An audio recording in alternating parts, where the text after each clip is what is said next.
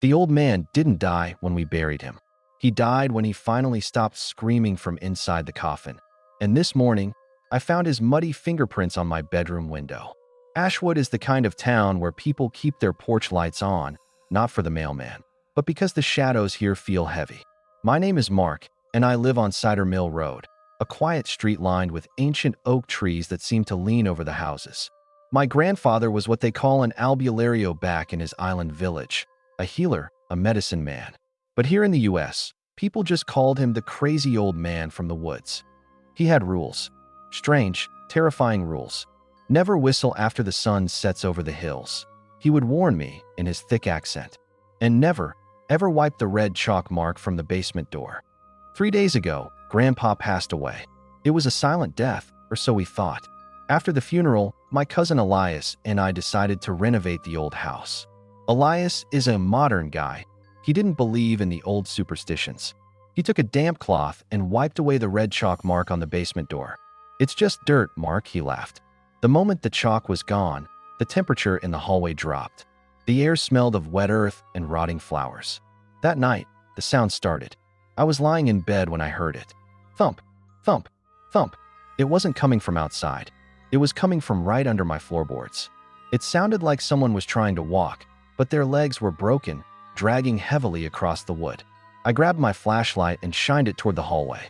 In the darkness of the corridor, near the kitchen, I saw a shadow. It wasn't a tall shadow.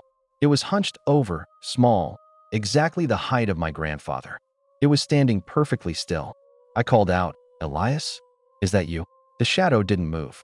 But then, a voice, a raspy, wet voice that sounded like it was full of soil, whispered from the darkness. "You forgot to lock the gate, Mark." My heart hammered against my ribs like a trapped bird. I ran to the front door to check the locks. They were all bolted shut. But when I looked down at the floor, my blood turned to ice. There, leading from the front door all the way to my bedroom, were wet, muddy footprints. Small footprints. And right next to them lay a single, withered root from my grandfather's burial garden. I looked at my phone. I had a missed call from the cemetery director. I played the voicemail, and his trembling voice filled the room. "Mark, you need to come back. We just checked the grave site. The soil is moved, and the coffin is empty." I used to think the dead were gone forever, but as I looked at the empty coffin on my phone screen, I realized my grandfather hadn't left. He had just moved back into the house. The voicemail from the cemetery director played on a loop in my head. Empty. How could a mahogany casket, buried 6 feet under heavy Pennsylvania clay, be empty? I looked at Elias. He was sitting on the sofa, staring at the basement door. He looked pale, almost gray. "Did you hear that, Elias?" I whispered. He didn't turn around. He just pointed at the floor. The muddy footprints weren't just wet anymore. They were starting to smoke, emitting a faint, sickly sweet smell of burnt sage and copper. In our culture, when an Albularyo is offended, he doesn't just haunt you. He harvests. I decided we had to leave. I grabbed my car keys from the kitchen counter, but as my fingers touched the metal, the kitchen lights flickered and died. In the sudden darkness, the smell of rotting flowers became overwhelming. "Elias, let's go." "Now," I yelled. Elias finally moved, but his movements were wrong. His neck was tilted at an impossible 90-degree angle, and his arms hung limp at his sides. He walked toward me in the dark, his shoes clicking on the hardwood, but he wasn't wearing shoes. I shined my phone light on him. Elias's eyes were wide open, but the pupils were gone. They were replaced by 2 small, white stones, the same stones my grandfather used to keep in his ritual pouch. "He is hungry, Mark," Elias said, but the voice wasn't his. It was a chorus of whispers, like dry leaves scraping against a tombstone. "You fed the soil, but you didn't feed the soul." I backed away into the living room, my heart racing so fast it hurt. I tripped over the rug and fell. Looking up, I saw the shadows on the wall moving independently of the furniture. They were stretching, forming the shape of long, needle-like fingers. I remembered what my grandfather once said. "If the shadow touches your soul belongs to the earth." I scrambled to my feet, but I felt a cold, skeletal grip tighten around my ankle. It wasn't Elias. A hand had reached out from under the sofa, a hand covered in burial dirt, with long, yellowed fingernails digging into my skin. I screamed and kicked, breaking free, and bolted for the front door. I grabbed the handle and pulled, but it wouldn't budge. It felt like it was welded shut. I looked through the peephole, hoping to see the streetlights of Cider Mill Road, but there was no street. Outside the door, there was only a dense, black forest that didn't exist 10 minutes ago. And standing right against the glass, staring back at me with a toothless, muddy grin, was the rotting face of my grandfather. He held up a small wooden doll, and I realized the doll was wearing my clothes. The wood of the front door didn't feel like oak anymore. As I pressed my ear against it, I realized the house wasn't just old, it was breathing. I backed away from the door, my hands shaking so violently I dropped my phone. The screen cracked, but the light stayed on, casting long, jagged shadows across the hallway of our home on Cider Mill Road. Outside, the familiar streetlights of Ashwood were gone, replaced by a suffocating, ancient forest that smelled of damp earth and funeral incense. "Elias," I called out, my voice cracking. No answer, only the sound of something heavy being dragged across the ceiling above me. Scrape. Thud. Scrape. It sounded like a body with no bones was trying to crawl toward the stairs. I ran toward the kitchen to find a knife, anything to defend myself. But as I passed the dining room, I noticed something horrifying. The wallpaper, the floral pattern my mother had picked out, was moving. Dark, wet patches were spreading across the drywall. I touched the surface. It wasn't water. It was thick, dark blood, oozing from the seams of the house. Suddenly, the plaster cracked. A small, withered hand, gray and wrinkled like a raisin, pushed through the wall. Then another. They weren't trying to come out. They were trying to pull the house in. My grandfather's voice echoed through the vents. "A house built on secrets cannot stand the truth, Mark." I reached the kitchen and grabbed a butcher's knife, but the blade was already rusted, covered in the same red chalk that Elias had wiped off the basement door. I looked into the sink, and instead of water, the pipes were spitting out long strands of black hair. I turned around and saw Elias. He was standing in the corner, his back to me. "Elias, we have to get to the basement." "The chalk. We have to put it back," I screamed. He turned around slowly. His face was gone. In its place was a smooth, skin-covered surface with only a small, jagged hole where his mouth should be. From that hole, a swarm of black beetles began to pour out, falling onto his chest and crawling toward me. I didn't think. I just ran. I headed for the basement stairs, the only place left to go. As I reached the top of the wooden steps, the light bulb flickered and exploded, showering me in glass. In the sudden pitch black, I felt a pair of ice-cold, muddy hands wrap around my throat from behind. I tried to scream, but no sound came out. Then, a match was struck in the darkness below. At the bottom of the stairs, sitting in his old rocking chair, was my grandfather. He wasn't rotting anymore. He looked young, vibrant, and he was holding the red chalk in his hand. "Come down, grandson," he whispered. "It's time to pay the debt your father owed the earth." My grandfather didn't look like a corpse anymore. He looked like a king. But the crown on his head wasn't gold. It was made of human teeth. I was paralyzed at the top of the stairs, the cold grip on my neck tightening until I saw spots of light in my vision. I stumbled down the wooden steps, each one groaning like a dying animal. The basement of our house on Cider Mill Road had transformed. The concrete floor was gone, replaced by soft, black graveyard soil that swallowed my shoes with every step. "Lolo," I whispered, using the Filipino word for grandfather. He didn't answer. He just kept rocking in that old wooden chair, the rhythmic creak snap echoing against the damp stone walls. The smell of the basement was no longer just mold. It was the smell of a fresh, open grave in the rain. If you are still listening to this story, then you are one of the brave ones. Stay until the very end, because what happens next to Mark is something you will never forget. Only those who hear the whole truth can truly understand the curse of the Albularyo. If you can handle the ending, make sure you hit that subscribe button. My grandfather finally stopped rocking. He held up the red chalk, the same chalk Elias had wiped away. "You think I died of old age, Mark?" he asked, his voice smooth and terrifyingly young. "I died because your father promised the earth a soul in exchange for wealth in this country. He promised you." I backed away, but my heel hit something hard. I looked down. It was Elias. He was lying in the dirt, his body pale and shivering, covered in those same white ritual stones. He wasn't dead, but his soul was being drained into the soil. "Your father moved to Ashwood to hide. My grandfather continued, standing up.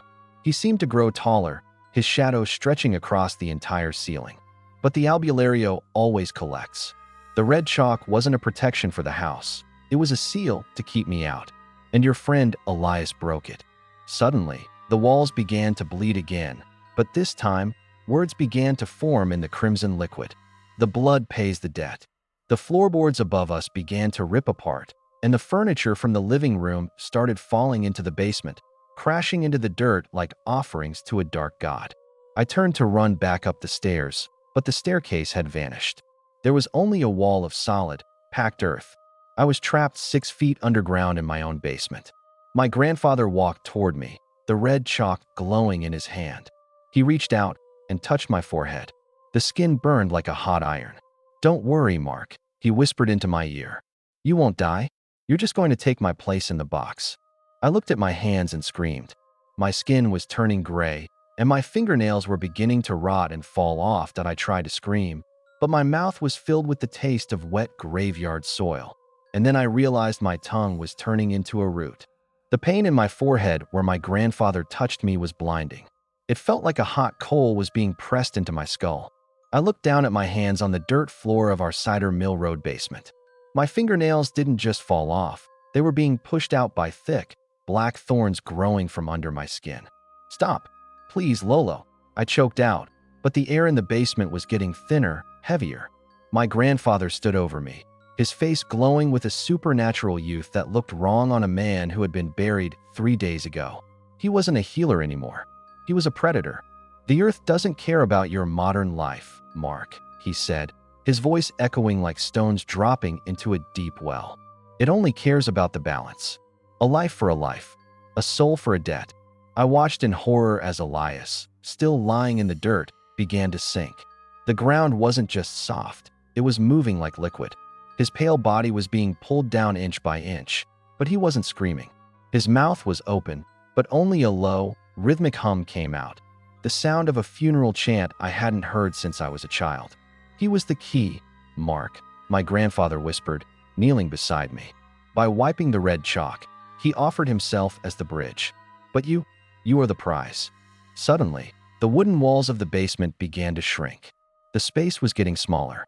The ceiling was lowering, and the stone walls were closing in. I realized with a jolt of pure terror that the basement wasn't a room anymore. It was forming the shape of a box, a giant, underground coffin.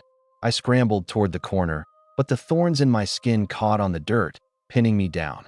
I looked up and saw my father standing at the very top of the hole where the stairs used to be. He wasn't helping me. He was weeping, holding a shovel in his hands. "Dad, help me," I screamed. He looked down, his face a mask of agony. "I'm sorry, Mark. I tried to run. I thought Ashwood was far enough. But he found us. He said if I didn't give him you, he would take the whole family." My own father began to throw soil down onto me. The betrayal was sharper than the thorns in my flesh. My grandfather laughed, a sound that started as a chuckle and turned into a wet, rattling cough.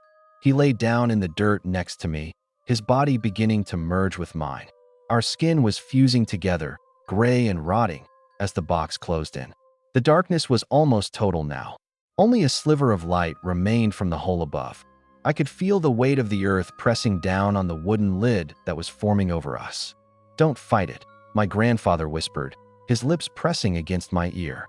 "In 100 years, you'll be the one they dig up. And then, you'll find your own grandson." The final shovelful of dirt hit the wood. Thud. Total darkness. Then, I heard a sound that broke my mind. From inside the coffin, with me, a phone started ringing. It was my phone. The screen lit up the tiny, cramped space, and I saw a text message from Elias. It said, "I'm outside the front door, Mark. Why won't you let me in?" The scariest thing about being buried alive isn't the lack of air. It's realizing that the person digging the grave is the only one who truly loves you. The light from my phone screen was the only thing keeping me from losing my mind in the suffocating darkness of the wooden box. The text from Elias, "I'm outside the front door, Mark. Why won't you let me in?" sent a surge of ice through my veins. If Elias was outside, then who was the pale, bone-snapped creature that had been dragged into the dirt beside me? I turned my head slowly, the wood of the coffin scraping against my cheek. The grandfather, Sitting next to me wasn't a man anymore. His skin had melted away, revealing a lattice of black roots and shifting soil. He wasn't my Lolo.